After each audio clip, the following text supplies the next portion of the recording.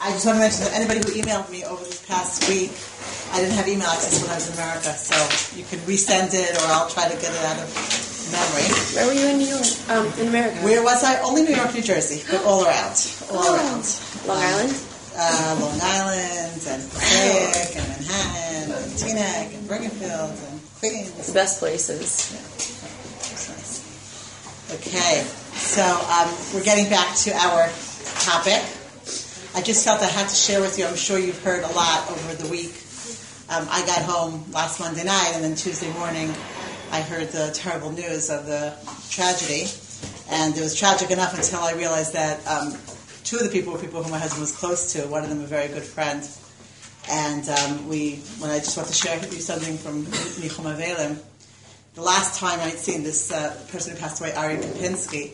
So actually the last time I saw him was in that shul, when he had asked me to speak at the yahrzeit of his daughter who had passed away a few years earlier in her sleep. So this was last year. And his wife spoke before me. And at some point we're going to get into bitachon as a topic, because it's one of the main things that we deal with in terms of our personal development.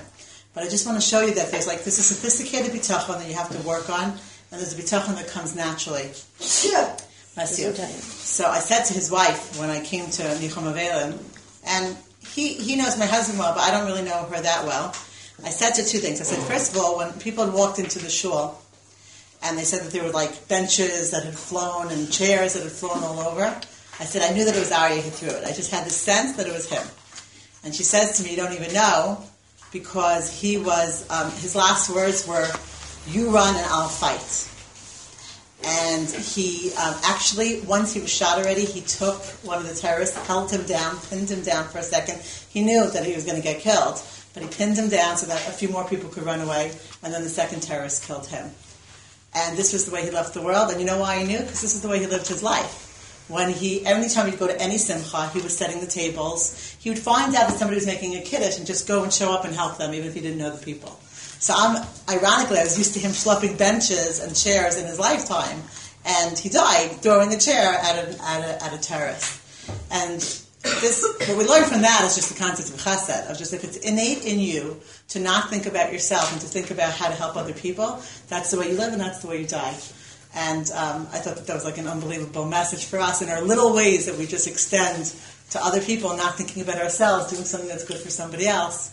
And that was his ultimate sacrifice. But I want to share with you something different, and then we'll go back to our material. Yes? Can we learn today, by the way, in the memory of Tova Walder's father, Steve Ehrlich? I don't remember his Hebrew name, so Shmuel David ben something. Oh, Shmuel Moshe. Okay, sure. And also I wanted to just dedicate today's learning also for the refuah shlema, for the people who are still hospitalized and still in very bad condition. That's Chaim Michiel ben Malka, Shmuel Yerucham ben Bela, and Eitan ben Sarah. They should have a refuah shlema. Some of them are in very bad shape. Okay, the second thing that I wanted to tell you is I was thinking, what am I going to say to this lady who lost her child a few years ago and now just lost her husband? And I just quoted back to her something that she had said. Because when I spoke at the yahrzeit of her daughter, who was a 13-year-old girl who just didn't wake up one day, she asked me to speak at the yahrzeit, and then she said she's going to say a few words about her daughter first. So she gets up there, and she says, I'm a mother like all other mothers. And I had dreams of my relationship with my daughter. I'm going to help get her into high school and go shopping with her and, prepare her for different stages of life and go through dating, discussing with her who she's going out with, prepare her for her wedding. That was my dream as a mother of the way I was going to be with my daughter. And then she said, Hashem wanted me to have a relationship with her, but he wanted a totally different relationship. And I have a real relationship with my daughter every day. I feel very connected to her. And I'm enjoying this relationship also, even though it's not the way I wanted it to be. And there was something that was such what we call emunah tmima in that. Just pasha, I want to go shopping with her. Hashem wants me to connect with her in a spiritual way, so I'm shifting gears. He wanted this, I wanted that, but it's still a relationship and I'm still enjoying it. And when she said that, she had a smile on her face, and she meant it. And I'm sure, I saw even when I spoke to her at the Shiva for her husband, it was between smiling and crying, back and forth. And I think that is the way people live their lives. It's not easy, but there's a certain kind of a way to perceive it that puts a smile on your face, and then there are hard moments that make you cry. And that's the cycle of bitachon. We're going to get to it deeply when we talk about bitachon. So I said, what am I going to say to this lady who just lost her husband? So she says to me, when Chaya passed away, Ari and I were a team. We dealt with everything together. And how am I going to deal with everything now that I'm by myself? So I said to you, remember how you said how your relationship with Chaya had shifted from a this worldly shopping, whatever, to a that worldly? I said, it's true with Ari also. I said, he was always supporting you from here. And now he's supporting you from there. And taking care of the kids from there. And thinking of you from there. So she smiles at me and she says, I feel it already. So she gives me an example. She said, one of the things that Ari always did was he always told me to go to shul. He always encouraged me to go to shul for Shabbos Mevarchim to do the Shabbos Mevarchim specifically. So he used to come home and set up the kids and take care of them and send me off to shul. She said this Shabbos when she was sitting Shiva, in the middle of Shiva was Shabbos Mevarchim for Rosh Chodesh Kislev. She said, also, and I said, Ari used to tell me to go to shul. I should go to shul now also. So she gets up to go, and all of a sudden she's thinking because she's an Avela, is she allowed to go? Does she need someone to accompany her? She says, I don't really know, and I don't have him here to ask him. And then she said she hears, I think maybe I need someone to accompany me. I'm not supposed to go by myself. She was confused. She said she's standing near the door, and she hears rustling on the other side of the door. So she opens the door, and a neighbor had dropped by some food, didn't even knock, was just going to anonymously leave a package at the door. But she heard the noise, she opened the door, and the neighbor says to her, I'm on my way to shul for Shabbos Mevarchim. So she said, can I go with you? And she says, yeah, and she accompanied her to shul. So she smiles and she says, see, Ari's still sending me for Shabbos Mevarchim like he always did. And I said to her, yes, and he's going to take care of you every day of your life from there. Whatever koach he had here, he has that much more koach there. And that's a certain level of emunah that when people have it in a simpler way, it's just so inspiring to us. It's something that some of us have to acquire. It doesn't come to us naturally. But I walked that way, as you usually do from these situations. Instead of coming to give comfort, you end up being strengthened by the other person. And I wanted to share that with you.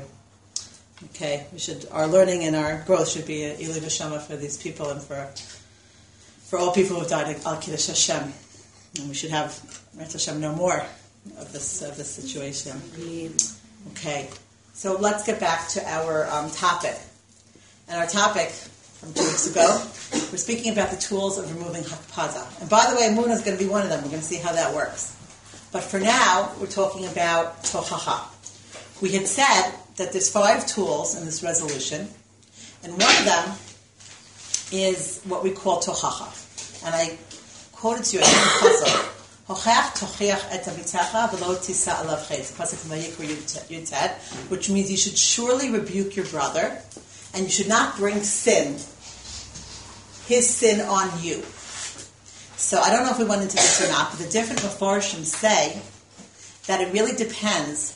Rashi says that if you rebuke someone in a way that embarrasses them, you've brought a sin on yourself. So don't do it if you're going to embarrass them. Ramban says that if you don't do it at all, you bring your sin on them. If you watch somebody commit an avera and you just don't care, so then it's as if you are experiencing that sin. And the Kli Yakar says that it has a lot to do with the whole concept of the way we do this is something so beautiful. Did we speak about last time? I think we did mention this. At a time when Jews love each other, they can give tochacha freely. Right? We mentioned this. Okay. So what I want to get into now, which I think we did not do, is the technical. And this class is going to be kind of almost like a communication workshop, which is how do I have difficult conversations? Because I think we said that there's a certain kind of a baggage that we have about confrontation. Many of us would rather keep it to ourselves and be angry, but we learned last week that leads to the Isser and from the Torah of lo tisna t'achicha b'levavecha. You should not hate your brother in your heart. So this idea of just keeping it inside because I just don't like to communicate is not a good option. Now, this communication technique that we're going to learn today is not always applicable. It very often doesn't work with parents, for example. It doesn't work with people who are defensive in general. Because I'm telling you, this is the best way to have the conversation. But the other party still has to be able to own their part. If they're super, super defensive, and that no matter what you say, if you're ever pointing something out to them, they're never going to accept it, then don't have the conversation. And I think I quoted to you the Rambam. The Rambam says if the person's confused, mixed up, won't understand you, will be defensive, will be rebellious, will get angry, will blame you, forget it. That's why we have 5 tools for resolving inner anger, because this one's not always going to work. But, as I said to you, Revolva says that sometimes we underestimate people. And sometimes we say, no, I can never have that confrontational conversation with anybody. And really, I'm not letting the other person, I'm kind of like letting him, I'm a stumbling block to them. I'm letting them do something which is hurting me or possibly hurting other people. They would accept it well, but it's me who doesn't want to have the conversation. Did we say why? Did we say why people don't want to have the conversation? Did we go into it? Then it makes you look petty. The Rambam says, sometimes the person doesn't want to have the conversation because it makes me look petty. If I say, when you turn on the light in the middle of the night, or that thing that you said to me yesterday really offended me, so I look like I'm a small person. So really, it's not so much about the other person not being able to accept the criticism, it's me. I'd rather be angry, hit you in my heart, but maintain my dignity that things don't offend me. So sometimes in order to straighten things out with friends and to have a good feeling, I have to lower myself and say that hurt me. That's one of the reasons why we don't do it. There's another reason that Revolva points out, which is very, very interesting. He says sometimes we don't have that open conversation with somebody because we want the relationship to remain in balance. Think about this for a second. You hurt me. You're the bad guy. I'm the good guy. I kind of like it that way. The second I talk it out with you and you apologize, we've reinstated the relationship. You're okay now. Some people like imbalances in relationships. They like to have some kind of cheshbon, some kind of thing going, like you're not okay. I'm the good guy here, you're not the good guy. And therefore they won't have it out, not because the other person won't accept it, but because they're afraid of the other person accepting it. If you apologize to me, then I'm back and I'm not the higher one here anymore. You know what it's like? It's similar, and you'll see this, I'm sure you see this sometimes. Some people love to do favors for other people, but they will never accept a favor back. You know those kind of people? Bring you soup every day, but then when they're so sick and you want to bring them soup, they say, no, I'll go myself, it's okay, I'll go myself. Why? Because they need to be the giver. And they don't want a balanced relationship. They like imbalances in relationships. They want to be the constant giver, and they want you to be their chesed. And therefore, when you say, can I come and bring you soup? They'll say no.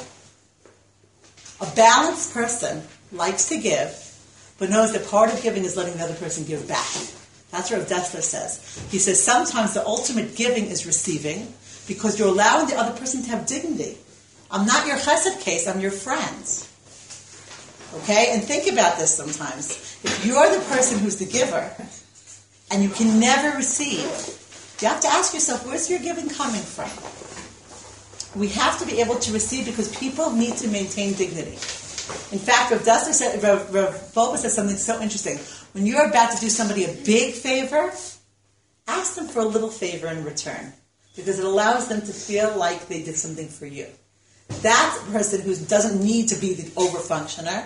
I'll give you an example. In the world of married ladies, so some lady might say, "Oh, can you take my 2 kids? I'm going out to do errands." So I'm about to watch her 2 kvetchy kids for 10 hours, and that's a big chesed because I have my own, right? But I say to her, by the way, if you're going shopping, can you pick up a loaf of bread for me? I can get my loaf of bread from somewhere else. And frankly, her getting me a loaf of bread is nothing compared to my watching her kids for 10 hours, right? But the fact that I'm letting her get me a loaf of bread is allowing her to feel that she's giving me something. Because people don't like to always feel that they're on the receiving end.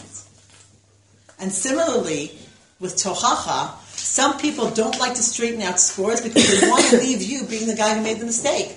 I want to be the holy one here. I want to be the martyr. I want to be the person who always does the right thing. And I don't mind. And here the Torah is telling you something interesting. If you really care about the other person, don't pretend to be a tzaddikus and let the other person continue offending you, because that's not really being a tzaddikus. Isn't it sometimes so, like, people do things for you because really you're giving back, like, in that specific situation, you could be giving back to the person who's giving to you. Mm-hmm. So you don't necessarily have to do anything, just the fact that they're giving to you, you're really giving back to them. Yes, okay, that's true. The whole psychology of giving and taking, I agree very much with what you said, that basically sometimes even allowing somebody to give to you is giving. because it makes them feel good that they're able to do something for me. Is that what you mean? Like that's the reciprocation? Well, I guess I could give an example. Like somebody is doing like this huge favor for me. I'm like, oh my god, I'm like worried. Like they're being so nice. Am I going to owe them anything? And okay, I'd be more than happy to give something to them. But, like I want it to be like anything. And then they said that the reason why they're like going all out in this favor is because they're really doing it for themselves. So yeah, they're doing me a favor, but they're also doing themselves a favor, and they're kind of. It makes them feel good to be in the giving seat. Is that? They're by them giving to me, I'm giving to them. Yeah, it's true. Do you know what we see this about? I don't know what you guys do for chesed, but a lot of times the girls go to a family to do chesed, and the lady's like, "Thank you so much," and the girl will say, "No, you're doing more for me by letting me do this than I'm doing for you." Because it's developing me, it's stretching me. I mean, this is not our topic now, but based on a little bit of what you were saying, one of the proven things psychologically, psychiatrically, even in terms of hormones, is that giving releases serotonin. So people who want to feel better about themselves, when they go to a hospital and they volunteer or they do something, they stretch for somebody else, it raises their serotonin levels, meaning it makes them happier. Those are the good feeling hormones, which some people get through chocolate, some people get through exercise, some people get through drugs, and some people get through going to hospitals to volunteer. So sometimes by allowing somebody to stretch and do something for you, you're doing them a favor because they feel better about themselves and they get into a better mood. So that's completely true. Okay, so back to the tohacha. Sometimes we don't want balances. We want imbalances. I want to be the martyr. I want to be the good guy who's always offended. I don't really want you to apologize.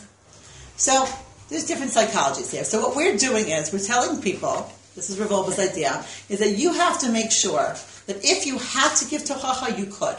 Meaning, if the person would receive it and the person could apologize, then you have to know how to do this.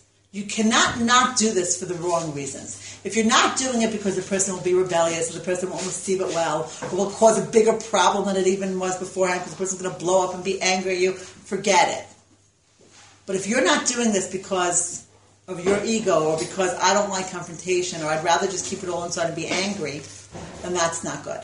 So this is a skill that we need to have because sometimes we're going to need to use it. And sometimes we're definitely going to need to use it with people who we love because they don't want to hurt us and they don't realize they're hurting us. And they would own it and they would apologize and I have to learn how to do it well. Okay, so that's my purpose today. How to do this well. If the situation is set up for a good conversation, how am I going to make sure that it goes over well? Okay, so let's go through a list of possible tools. Okay, first of all, this is coming from Stephen Covey, The 7 Habits of Highly Effective People. Stephen Covey says something very counterintuitive. He says that there's a concept, maybe I mentioned this here once, of the emotional bank account. Did I ever mention the emotional bank account? No. Every relationship is kind of like a bank. It's kind of like an account at a bank. And we all know that if you have a bank account, you have to put money in. If you keep taking money out, the account goes into minus. It goes into withdrawal. All the withdrawals make it go into minus. A relationship, which always has tension and fighting, is like you're constantly taking money out of the bank, but you're not putting any money in. Relationships that have a lot of deposits, where you're always putting money in, then they can handle withdrawal because they have a lot of deposits.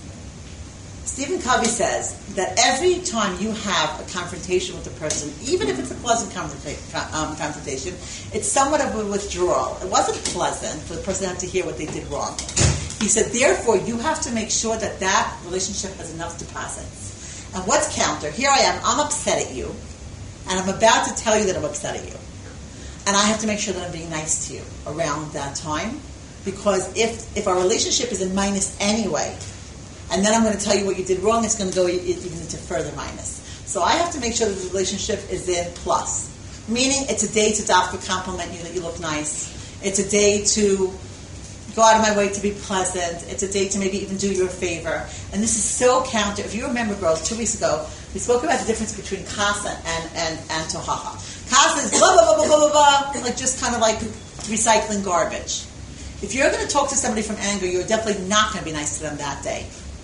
If you're going to talk to somebody out of tohacha, which is balanced and careful, You're going to go out of your way to think nicely about them, maybe to daven for them, to think generously about them, because your relationship has to be in a plus, so that this doesn't make it two minus. And that's already a different way of viewing it. Yes? What if you're like in a really rough spot in like a friendship or in a relationship, and there's a lot of anger there, and there's no opportunity to be on the plus side? Oh, that's good. You can always be on the plus side in your mind. Meaning you could think about the times this person was nice to you in the past, or what they've done for you. At least you're being mentally generous. Yes. This emotional bank account, is that we can both agree that our bank account is at this, or I believe my relationship views this and you view this? There's often a discrepancy in how people view it. That's the truth.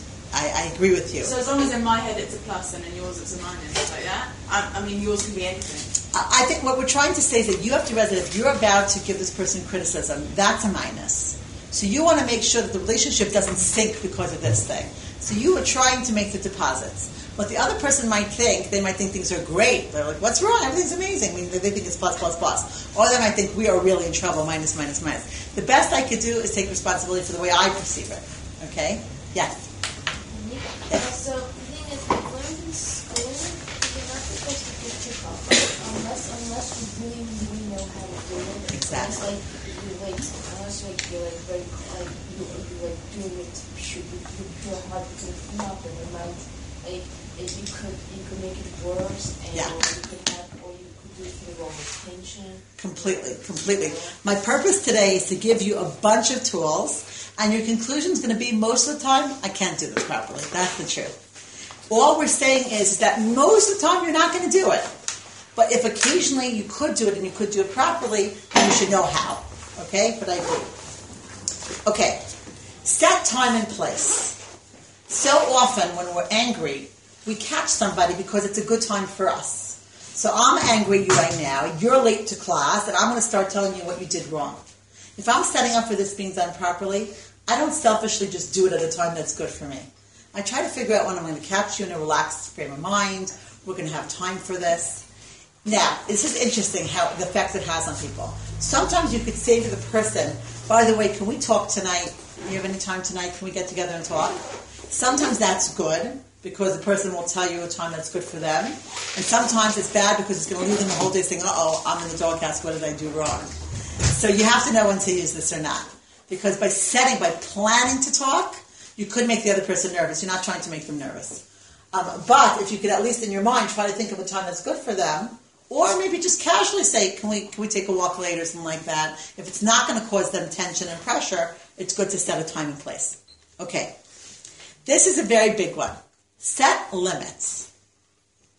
I remember a certain couple I was involved when they were dating, and they were both such big talkers, but they both wanted to get up to school the next day, so they brought an alarm clock to the date with them, so that it would just go off at a certain time and they had to go home. People who are schmoozers tend to talk too much, and in this context, it always works against you. When you're giving somebody criticism, they don't want to hear 50 examples. They don't want to hear you repeating the same line again and again. In fact, the research has it that between men and women, when a woman talks, the more she talks, the more she feels a release. The man, the more he's in the conversation, the more drained he gets, the more he shuts down. So people need to, and especially when it comes to negative content, it has to be very limited. How can I say this in minimal amount of time? Yes? Why did Hashem make us like this? What, us as women versus men? The whole dynamic. It's so ironic. The woman saying, let's talk, and the man saying, oh no, let's talk. It's pretty funny. It is pretty funny. Yeah. It stretches us each to really, to really grow. That's really what it's about. But it's a constant, what can I tell you? And you should know that one thing I want to tell you guys is that sometimes I see in certain couples a role reversal. I mean, the woman could be very feminine, but she might be more male-like in the fact that she doesn't like conversation. And then you have men who are totally masculine, but they just love talking. So I don't like the gender stereotypes so much, but I will say that very often you have one who takes one role and one the other. So that is completely true. It's a good philosophical question. When we get to woman's role, we'll talk about that a little bit more also. So set a limit. Usually what you could say could be said in a short amount of time. Don't repeat yourself. It's not worth it. It was heard the first time. Okay. Tone always overrides words. You have to make sure that your tone is good. It's not cynical. It's not biting. It's not so angry. And sometimes you have to do some inner work before in order to be able to have that conversation.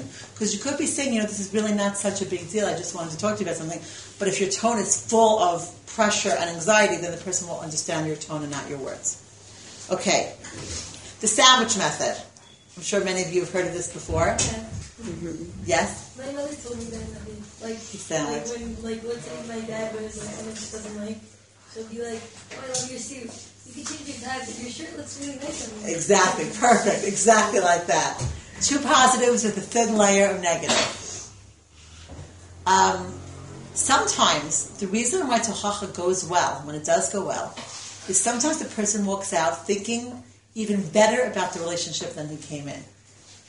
I remember one time getting tochacha from a friend who started off the conversation by saying, I want to talk to you about this because you're like the most loyal friend I've ever had in my life. That was the opening.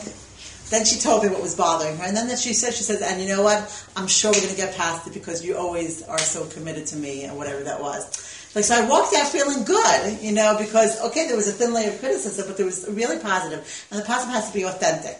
It has to be something that you really feel. And the person is not left so much with a bad taste. Okay. Trust and integrity.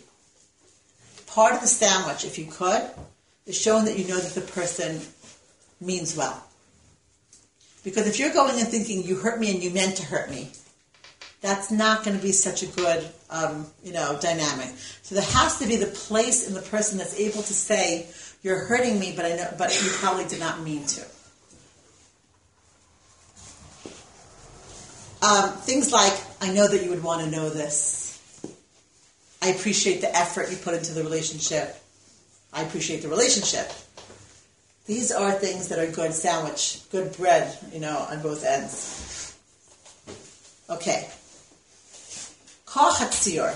I think I mentioned this idea before. It's very, very helpful. Koach HaTzior. What does Koach HaTzior mean? Rav Dessler talks about this. Tzior means to color something. And there's a pasuk in Tehillim that says, Ein sur ke'Elokeinu. There's no rock like our God.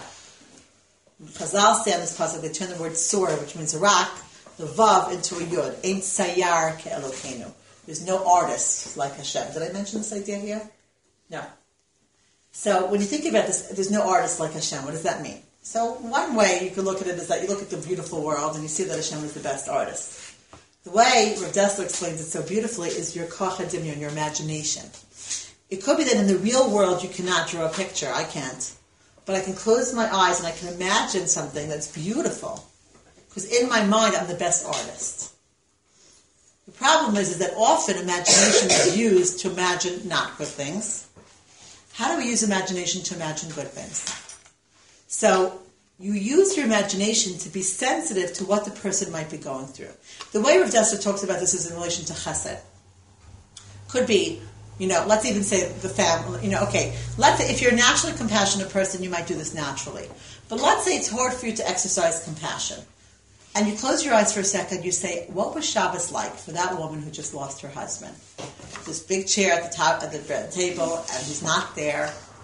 And what were the kids acting like, and all the questions they were asking, and the fact that nobody made kiddush. You use your brain to imagine nuances of somebody's situation, and it usually evokes you to want to get on the bus and go help that family. You know who does this beautifully? Chesed organizations. When they want you to give a donation, they'll send you a flyer with a picture of a beautiful child on it. And it kind of gets your heart going to want to help. Rav Dessler says that you always should be using your imagination in your life to get you to want to do good things. You close your eyes, you imagine what's it like for this person, and it inspires you to want to do something for them, to help them. In this context, I have to understand this person and what they're going through. Because, of course, part of me is saying they're so obnoxious or they're so insensitive. Then I close my eyes and I imagine they're 6,000 miles away from home. It could be that certain things for them are hard.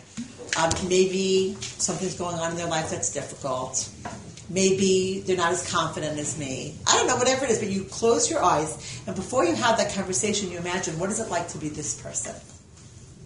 And then your whole Torah becomes more compassionate because you're taking into consideration what's difficult for this person. You're angry at them right now. But they also have a life. They also have their limitations. They also have their problems. And by closing my eyes for a second and say, what's it like to be them? I can evoke more compassion.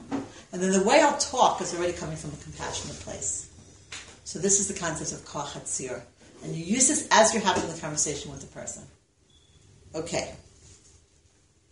It's a pasuk that says, Yitamu chata'im min haaretz. Sins shall leave the land. Chazal say on this pasuk, Yitamu chata'im v'lo chotim. Sins are not sinners. You don't like the action that the person did, but it's not that you don't like them, it's you don't like the action. As soon as we give people labels, you're insensitive, you're this, you're not warm, you're this, you are labeling the person. When you say to a child, you're a bad kid, it's the worst thing you could say to a child. You could say, I don't like what you did, but you're a good kid. It's terrible to label a person. We have to label the action and not the person. And this is like critical. So we don't use any labels about the person as we're talking to them. Now, the layer of the criticism itself, when you get to it, only constructive and only corrective. You're not going to mention anything that the person cannot control. If there's an aspect of their personality that's not in their control, or something about their circumstances that's not in their hands, we're not going to point that out. We're only going to mention things that the person can possibly correct. So it has to be constructive and corrective. Okay. Now we're going to talk about the words that are being used. Anybody ever read Anthony Robbins' book, Unlimited Power? Anybody ever see that book? Very interesting book that talks about a lot of different things. He talks about sensitive communication. He talks about moving from antagonistic to collaborative. Antagonistic is when you leave all the stuff on the bed and when you do this. Collaborative communication has little changes in words, but it makes a difference. You always talk about your experience. I find it difficult when the room is a mess. Because it's my experience. Maybe you don't even view it's messy, but my experience is that way. You use we whenever you can, because we connects you and the person. Can we try to go to sleep a little earlier, or can we try to, whatever it is, talk to each other calmly? Because you're including yourself in the process. So we move from you to I, and we move from you to we. Here's an interesting one that he talks about. I'm curious if you try this and see if it works. He says, don't use but, use and. What's the difference between but and and? If I say to you, she's a really nice person, but she's kind of obnoxious, so she's not a really nice person. The word but is a negating word. When I say, it was a really nice Shabbos, but the food was terrible, kind of the end of the sentence kind of negates the first part of the sentence. So but is a negating word. And I'm adding information. It was a really nice Shabbos and the food wasn't so good.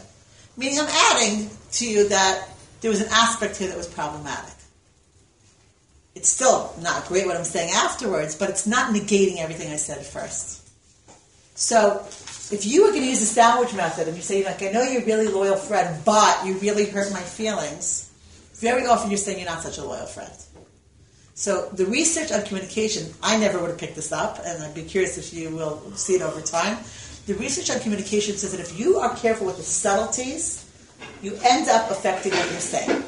So when you're going to use I and not you, and you're going to use we and not you, and you're going to use and not but, it makes the whole message a little more palatable for the other person. Okay, what else? Very interesting. This is called intelligent non-aggressiveness. Instead of saying, you're wrong, you can say, the way I perceive it is, this is coming from Benjamin Franklin. He said, he used to talk with anava, like humility. Instead of saying, I'm right, you don't know what you're talking about, he would say, it seems to me, or I perceive that this might be. Little anava, not I'm right, you're wrong. Next. Instead of opening up with your position, You open up with commonality, and then you gently align the person to what you're saying. For example, instead of saying, you have no tact, and you might start with, we both really want this friendship to work. That's called commonality. What do we have in common here? We both really want to have a nice time wherever we're going. Or we both really care about being good people. You try to find the commonality. And then once you and the other person are on the same page, then you could say, but I have been feeling recently that I wish you would call me back more, or that I wish you would, I don't know what, not comment on something, whatever it is. Meaning you just align the person, we both care about this relationship, then you move to your point. He says you gently align, you don't violently push. Many people in conversations, they're violently pushing their point. This is about gently directing after you've aligned. Okay. When realities clash, and this almost always happens, you're going to tell the person that they did something that really offended you, and they're going to say, no, I didn't. Or you're going to tell them that they don't care so much about the relationship. They say, what are you talking about? You're going to say, you never call me back. They're going to say, of course I do. This very often happens. When realities clash, you assume memory or perception and not integrity. What do I mean? If you're thinking, you're a liar, then your whole conversation just went down the drain. People have different perceptions. I think that I do call you back. I think that I do take care of it. I think that I do talk to you nicely. So I have to assume that it's an issue of perception or an issue of memory. I don't remember doing that thing. But as soon as I assume that you're lying, I've lost my battle. So we're saying assume memory, perception, not honesty and integrity. Next. This is a big one for girls. Don't exaggerate. When you talk to somebody and you say you never come on time, they're bound to say to you, last Monday I did. So you have to be accurate, because if you're not accurate, you lose your battle. People are looking to catch you as exaggerating, as not telling the truth. We don't exaggerate. Okay, next. No desertion. Okay, this is a big one, girls. No desertion. People tend to start a conversation, and then they say, oh, sorry, gotta go, and they leave. I have to tell you something very interesting about the research on marriages. When a husband and wife have a conversation, and the husband says, oh, I'm late to work, or have to go to Ma'ariv, and he leaves her alone, and it's unresolved, she feels almost as if he walked out on her. It's like has this smack of desertion, you left me alone, like really left me alone, like deserted me with the kids forever. It never feels good to be left alone when something's not resolved. And this is something important. Plan the conversation in a way that you're not going to leave the person with it unresolved. And this is for life to remember this. If you have to leave, you can close it up. You could say, don't worry, we'll talk later, I love you. Or it's going to be fine, we're going to work it out, everything's going to be okay, you're great. When you leave the person with a negative feeling, they feel deserted, and it stays with them. The sad feeling stays with them. It's so sad. You see so many couples go to sleep angry, stay angry for days. It leaves a bad feeling. So we try to not leave until we've said something that closed it up. Okay. Did we speak about escalation at all here? De-escalating? Does that sound familiar? No? Okay, John Gottman, in his studies on marriage. Did I ever speak about perpetual issues in marriage? Did I mention this? No? Okay. This is very interesting. John Gottman did a study on marriage. And I just borrow from some of this material because it's true in our relationships with other people who we care about. He did a study trying to figure out what makes couples happy when they get married. And he asked a lot of questions. And then he asked people to report how happily married they are. So one of his questions were, how many perpetual issues do you have in your relationship? Please tell me if I said this already. If somebody's beginning to recognize it, just tell me. What's a perpetual issue? Something which keeps on coming up. I'm a morning person, you're a night person, I'm tight with money, you're loose with money, you smoke, I don't, issues with parents. So we asked couples, how many perpetual issues do you have in your relationship? And then he asked them to report their level of marital satisfaction.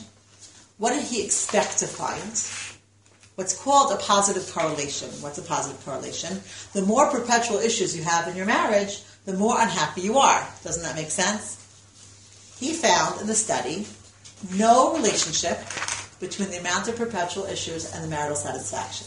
Meaning, there were some couples who fought about money, parents, religion, everything, and they reported they were very, very happy. There were some couples who said they only had one perpetual issue, that he was neater than her, or whatever it was, or more on time than her, and they said that they were very unhappy. Now that doesn't make sense. So he looked into it deeper, and he found something fascinating, which really has to do with tochacha. It's a perfect proof. He says he found that what really mattered was their system for working out issues. Meaning they could have had 50 issues, but if they had a good communication system for working out issues, they walked away from talking about their issues feeling equally connected and maybe even closer. A couple who has no good system for communication can only have one issue, that he leaves his socks on the floor, but when they get into a fight, it gets ugly and it gets disgusting. And that's why they're really unhappy. So what he ended up finding out was that the system you have for communicating difficult things is much more important than the amount of issues that you have. In fact, there's like a very interesting average number. I don't remember it now. Maybe 8 or 9 perpetual issues that couples have. I couldn't even think of 89 examples to give you. Money, parents, neatness, time. How many perpetual issues do you have? And then I realized something interesting. In the Jewish community, if you're an Orthodox Jew and you're marrying an Orthodox Jew, there's a lot of commonality in your lifestyle. But the study was done among American non-Jews. So you imagine some like Asian girl married to some Christian boy, American boy. They have difference about woman's role, they have difference about religion, they have difference of many things are different from where they're coming from. So I guess we, in a sense, minimize issues, and we still have enough, but because certain lifestyle things are just the same. So I'm going to wind down for today, but he says that when he got into it, he said the system of communication was more important than how many issues, and even the system got down to one word. And what was the word? Escalation versus de-escalation. What does that mean? When they argue about something, does it get hotter and hotter and hotter and they end up saying something that they really, really hurt each other? Or does somebody know how to de-escalate? And de-escalate means it's getting hot and I'm going to do something or say something that's going to bring down the temperature. John Gottman found that emotionally intelligent people can see that a conversation is getting a little heated, and they could do a little something to bring down the heat. I'm going to give you an example. I could be having an argument with you, and all of a sudden I stop in the middle. This sounds so ridiculous, and I say, by the way, do you want a drink? I'm going to pour myself a cup of water. Would you like? Or are you hot? I'm going to go open the window. That was a tiny exit from the argument, that then when we resume, we're not resuming on the same level of animosity as we were before. I'll give you an example. Have you ever been in a fight with somebody where you were yelling, and all of a sudden there was a knock at the door? So you went to get the door, the neighbor needed something, and then you get back. You don't get back, okay, where were we? You don't start, okay, we were at this decibel, let's continue.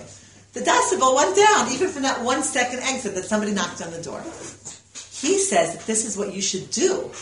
When a conversation is getting heated, a tiny exit, like, would you like a drink? You don't get back to the same decibel again. You just de-escalated. You just brought it down to a cooler temperature. And of course, what we all know is that when things are escalated, that's when people say the most hurtful things. They say the things that they regret later. They say the things that have somebody crying for days. And people who know how to de-escalate know how to make sure that no conflict gets to that level. We're dealing with the issue at hand. We're not dealing with some terrible insult that I'm going to tell you about your mother that's going to forever leave you feeling bad. So the number one predictor of marital satisfaction, according to this, was de-escalation. If somebody knew how to de-escalate in a conversation, then the couple, there were other many, many important factors. I think just vis-a-vis communication, what he found. So this is the thing. De-escalation could be anything from, do you want a drink, to even something like, don't worry, things are going to be okay. I know that things are difficult now. It's going to be okay. Some people hate this, but it could be a joke. They both start laughing despite themselves. It could be a compliment. I think you're really great. Or even like, you look so cute when you fight. Some people would hate that one. Yeah. It's a little interjection that's called an exit, and it de-escalates. So people know how to do this. Practice this when you're in a difficult conversation with somebody, because it brings down the heat, and then you can kind of keep it down. Okay, I'll have to end here for today, but practical conclusion. Sometimes you bring up an issue, but the person does not know where to go with it. So you might want to say something like, can we try to make sure that we answer each other's calls within a day? Or can we try to make sure that the light is closed by 1 a.m? Or can we try, meaning like you're coming with something practical, because the person just heard what they did wrong, but maybe their brain is not even going in the direction of what you need them to do. And then, and this I think is very important, a time to check in with each other again.